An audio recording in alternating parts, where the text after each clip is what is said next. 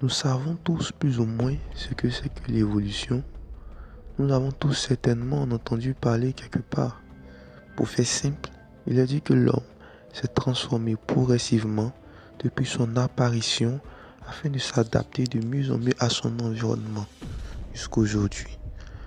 On nous a appris que l'homme aurait été auparavant un australopithèque, une sorte de grand singe un peu plus intelligent, puis il serait devenu Homo habilis, qui signifie homme habile, car il a commencé à concevoir des objets qui ont grandement changé sa manière de s'épanouir dans son environnement et sa manière de s'imposer vis-à-vis de son environnement.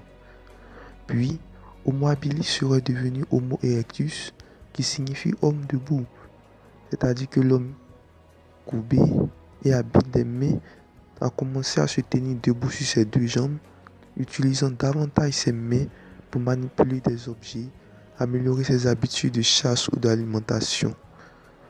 C'est d'ailleurs Homo erectus qui aurait découvert le feu et enfin Homo erectus serait devenu Homo sapiens, qui signifie homme savant, c'est-à-dire il est conscient de tout ce qu'il sait faire et peut le transmettre à d'autres, peut l'améliorer continuellement, ce qui a été fait jusqu'à avoir les technologies d'aujourd'hui.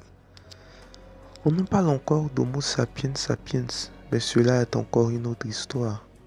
On ne vous tuera pas si vous affirmez que l'homme actuel est un Homo sapiens.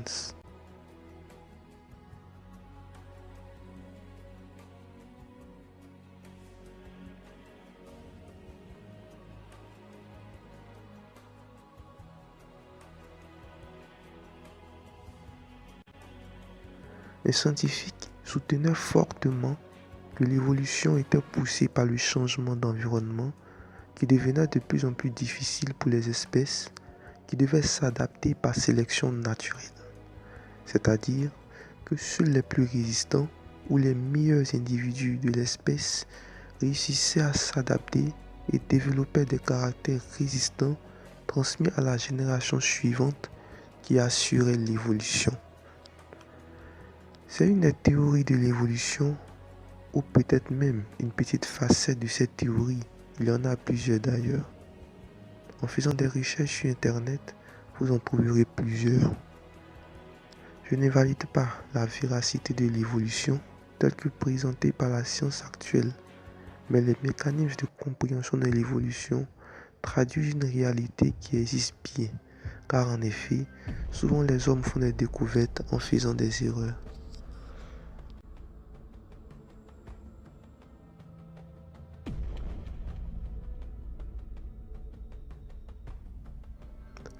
En gros, ce qu'il faut remarquer, c'est que l'évolution dont nous ont parlé les scientifiques se fait de manière naturelle et inconsciente. Les races ne choisissent pas de manière consciente d'évoluer, cela se fait naturellement. L'évolution n'est pas contrôlée a priori. Mais saviez-vous que l'évolution peut être contrôlée? Elle peut être consciente et choisie. Des caractères et des facultés nouvelles peuvent être acquises de manière tout à fait consciente. Et bien cela est tout à fait possible. Et le but de cette vidéo est de vous apprendre à y arriver. Car cela s'apprend. Et les résultats sont évidents selon la justesse du degré d'exécution de la méthode. J'en parle car j'en ai fait l'expérience et acquis des facultés et capacités particulières dont je suis satisfait et qui m'aident à aller très vite dans mes activités, dans la manière de résoudre mes problèmes. Je suis désormais surdoué et certaines choses sont devenues évidentes pour moi alors que pour d'autres, elles sont une montagne à consommer.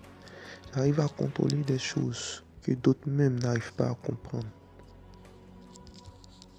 Et par-dessus tout, je suis proche d'entrer en possession de quelque chose d'inestimable. Un trésor que certains hommes du passé ont recherché en vain à coups de gros sous finançant des voyages vers une terre où ce trésor existerait sous forme physique. Ils pensaient que c'était quelque chose qu'il fallait consommer pour l'avoir. Mais la solution est tout autre. Il faut juste la bonne information et la bonne méthode.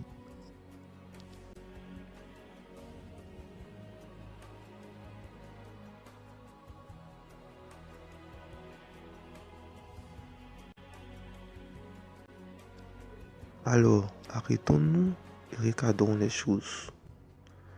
Je ne suis pas venu vous annoncer quelque chose d'abstrait, mais des méthodes bien concrètes et expérimentées, soit par moi, soit par d'autres personnes qui peuvent en témoigner.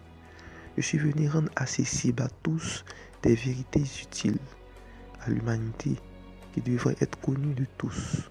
Des vérités sur même la composition de l'homme qui, si elles sont comprises, peuvent vous donner un total contrôle de votre corps, faire des choses sans limite. Et ce n'est pas une figure de style.